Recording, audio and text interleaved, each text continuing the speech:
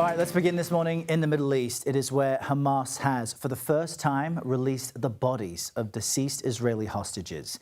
The remains are believed to be that of Shiri Bibas and her two children, Ariel and Kiffer, as well as Oded Lifshitz. All were kidnapped on October 7th of 2023. For more on this, let's bring in CBS News foreign correspondent Debora Patta. Joins us now from Jerusalem. Debora, talk to us about this handover. We've seen footage of the bodies being moved through Israel. What's happening at this stage?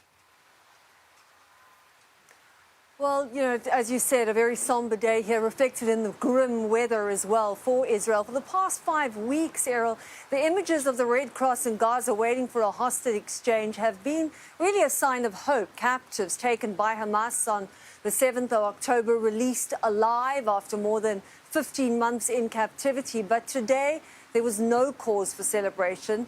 Hamas released the bodies of those 4 captives, Oded Lifshitz and the Bibas family, as you mentioned, Shiri and her 2 young boys. Now, Hamas claims that the Bibas trio were killed during an Israeli air raid early in the first 2 months of this war. Lifshitz has been identified by Israel, but relatives of the Bibas family still await official confirmation. The Bibas siblings have really become a rallying symbol in this country. Their father, Yarden, was taken captive separately and released alive in a previous exchange. So one can imagine this is a pretty tough day for him as they wait for the results of those DNA tests by Israel on the bodies. Errol? Yeah, Debora, and there seems to be 2 sides of this. You know, some sense of positivity that this ceasefire and hostage release deal is continuing, but it is jarring to see these images of children, these babies, and their bodies being returned. What is the reaction overall in Israel? Well, you know, the next 10 days will see the final stages of phase 1 of the Gaza ceasefire deal. And this really is the first time the bodies of hostages abducted by Hamas have been released. So it's a very rough day for the country, and one that has turned really into a spontaneous day of mourning. Even musicians have cancelled concerts out of respect for the dead.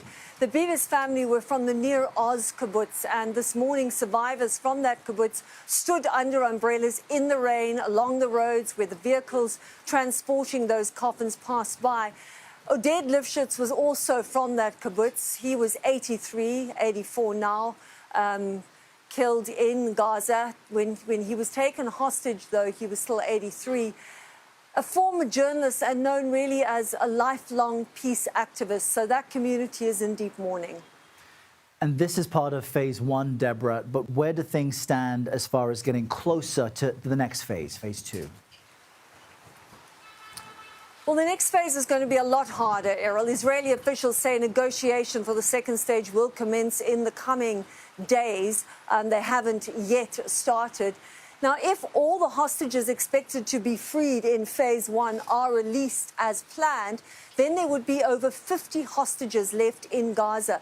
The Israeli government has already said at least 35 of those are dead. Now, this week, one Hamas commander said in a statement that they're prepared to release all the remaining hostages in one go in exchange for a permanent truce and a full withdrawal of Israeli troops from Gaza. Israel, on the other hand, has said they will demand a complete demilitarization of Gaza and will not accept a Hamas presence there. And of course, in the middle of this are the people caught on both sides of this conflict. Palestinians who have endured a punishing war for 15 months say they cannot go back to that. And the families of the remaining hostages who are still waiting for those who are inside Gaza, waiting for their loved ones, say negotiations cannot stop now. Yael Alexander, the mother of one of those hostages, Idan, believed to be the last living American captive, spoke to us, and she had this message for Prime Minister Benjamin Netanyahu saying, imagine if it was your son alive in Gaza waiting to be released. You need to bring everyone home now. Errol? Debora Patta joining us live from Jerusalem. Deb, we always appreciate your reporting. Thank you. And among those waiting for their relatives to return is Alana Zaitchik. 6 of her family members were taken hostage on October 7th, and they've all been released except for one, her cousin's husband, David Cuneo, who still remains in captivity. I spoke with Alana earlier on the CBS Morning News. Some of my family members were in tunnels. Some of them were in a house and then a hospital. One of the children was held by herself for 10 days in the beginning, one of the 3-year-old twins. So it's a horror show to be held in captivity.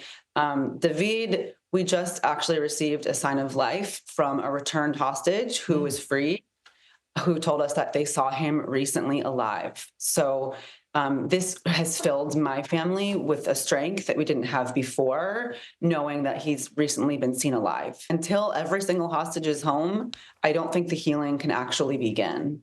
The children have nightmares. My cousin has PTSD flashbacks of terrorists outside the house. And, there's no scenario in which the healing begins until every single hostage is home. And we so appreciate Alana speaking with CBS News. She also said she and her family hope David will be released during phase 2 of the ceasefire deal. We will, of course, keep you posted.